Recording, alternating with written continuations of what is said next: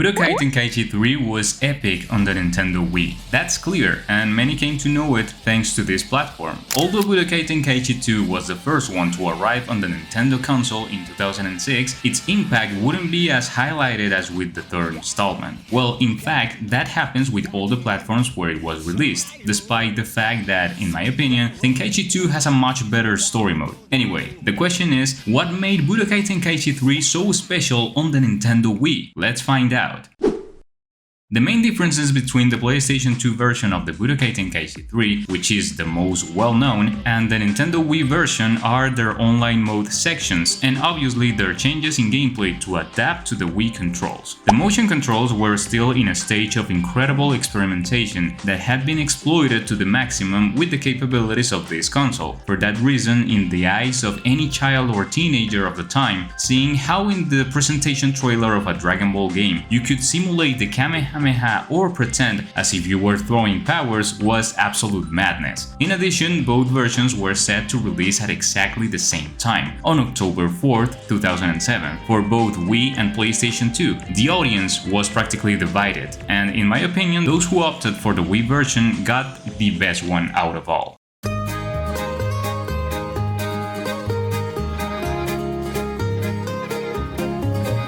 If Tenkaichi 3 perfectly represents Dragon Ball's identity as a universe, the Wii mechanics took it to the next level. This game is extremely characterized by its attachment to the movements and sense of sonic speed that the characters exhibit in the series. It made you want to do the same thing as these fighters when you were little, and now on the Wii, you could make it a reality. The learning curve was very pleasant because in addition to the fact that you knew the characters and how they would attack in the original material, Wii motion controls were designed to be very intuitive so they could fully exploit the possibilities that this universe gives. As a result, special attacks like the Masenko, the Final Flash, or the Spirit Bomb were not the only ones that received a movement interpretation in the gameplay. Practically the entire moveset of the characters must be complemented with movements in addition to the normal control commands. First one, the special attacks simulated in the most practical way possible the techniques of the characters. With the Kamehameha, you bring your arms and hands together to one side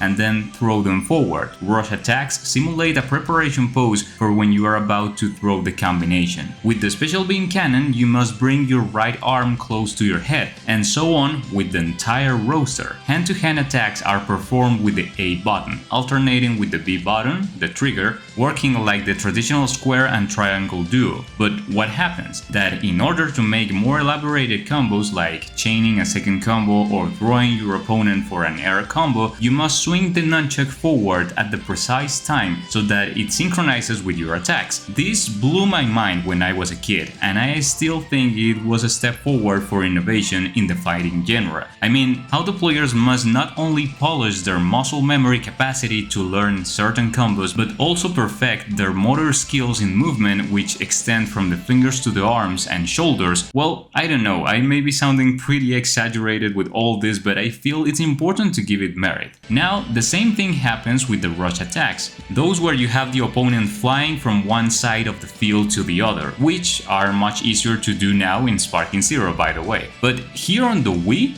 dude, you had to sweat it up. Practically every button and movement had to change with every hit, alternating between teleporting to the opponent's back or extremely fast dashes using ki. I'll be honest with you, when I first played this game on the Wii back in 2009, I never managed to land more than 2 hits in a row, but I think it was precisely because of those abilities to combine muscle memory with motor skills, something I hadn't fully developed back then, or maybe I just suck in the game.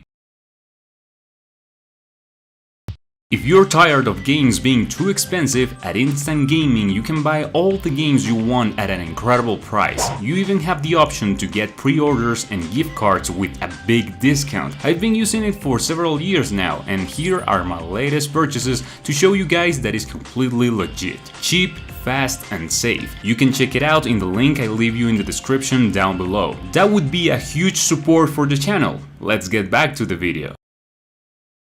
But we didn't have to be discouraged since the game made sure that not only were there somewhat more complex mechanics, it also had fan service to give away, presented as simple, absurd movements that literally anyone could do, and this happened mostly in the rush and beam clashes, when both players collisioned. Now we didn't have to worry about breaking the joystick on our PlayStation 2 controller, now we had to worry about not hitting anyone or anything by shaking the controller so much. But seriously, this cyclic motion presented a fun and ingenious way to put on a scale who is the best, because what better way to put two friends to compete than watching who can cut an onion the fastest in Wii Party. We are simple beings.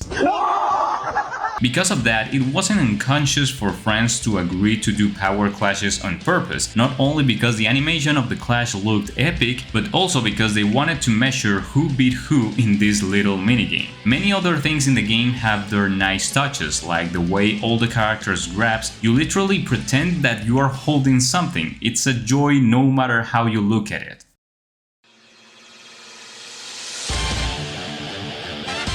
And now, the online mode. At that time, you couldn't play online games on the PlayStation 2, but thanks to the Wii Wi-Fi connection function, it was possible to play like that on the Nintendo console. We know that Wi-Fi and online are not two things that can go together, but back then the connection was quite stable. The input delay wasn't so marked, you found an opponent quite quickly because the game remained active, especially on weekends. The experience changed a little because you only found the most try-hard players abusing of the most broken mechanics, and that healthier entertainment factor of playing was lost a little. Although I only won about 5 matches of the 80 that I ever played, it was a good way to measure myself against other players who were not the CPU at that time. There were no disconnection penalties, balance patches, or anything like that. They were some of the first stages of online play in this genre of arena fighter especially. Likewise, if you ever get curiosity and want to play Tenkaichi 3 on the Wii online with other people, you can do it through the Dolphin emulator. It's quite accessible on both Android and PC.